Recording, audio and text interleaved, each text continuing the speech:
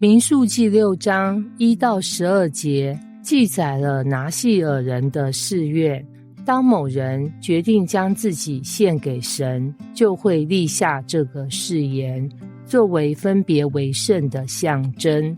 拿细尔人有3大规则：不喝酒，也不碰任何葡萄制品，因为他们要远离世俗的欢乐，全心专注在与神的关系上。不剃头发，头发是他们奉献给神的记号，代表他们的身份。不接触死尸，无论亲人过世与否，都不能碰触，以保持圣洁。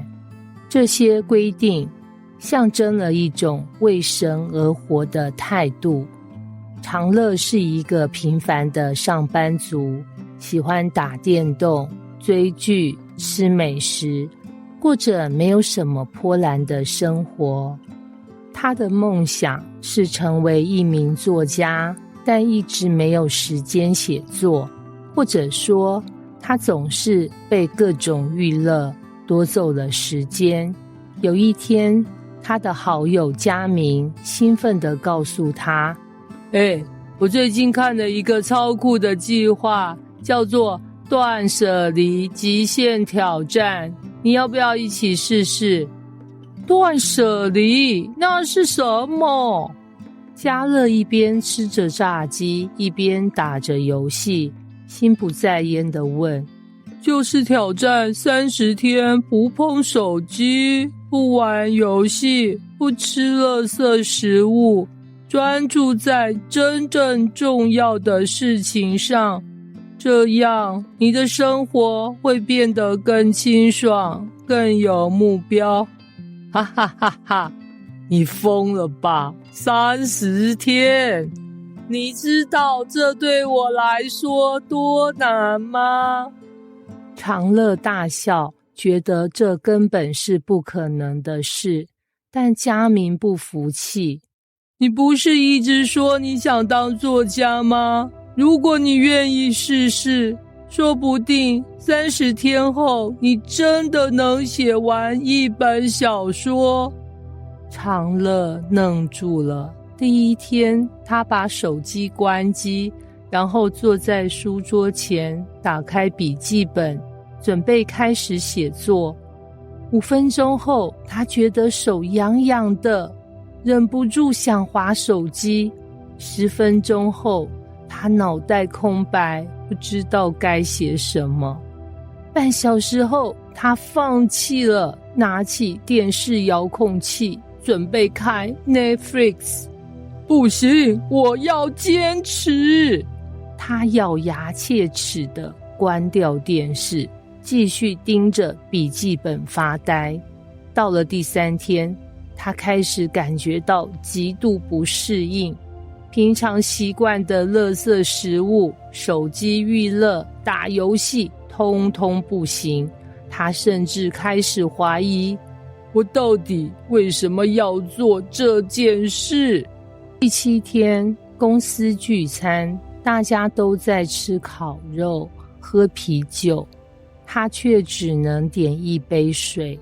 朋友们纷纷笑他，长乐，你这样也太无聊了吧。他开始动摇，心里想，只是喝一点点，应该没关系吧。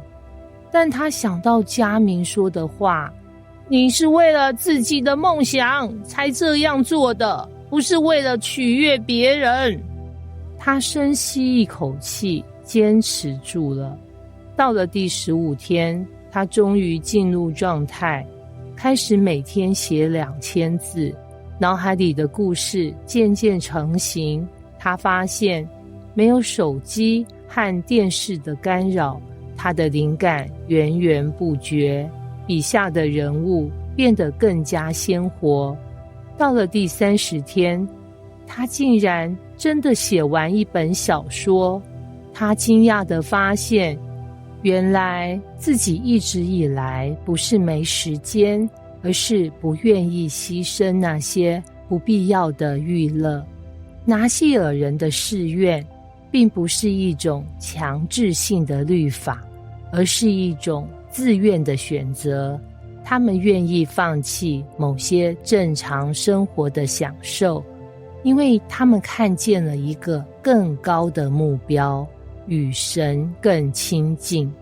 今天神可能没有要求我们成为拿细耳人，但他一定在我们生命中呼召我们做出一些不一样的选择。你是否愿意为了与神亲近而改变自己的生活习惯呢？你是否愿意为了更美好的未来做出不同于大众的选择呢？真正的成长来自于刻意的选择和坚持到底的信念。或许一开始很困难，但当我们愿意坚持，最后会发现这个决定让我们变得更好、更自由。愿我们都能勇敢踏上这条分别为圣的旅程，让生命变得更丰盛、更有意义。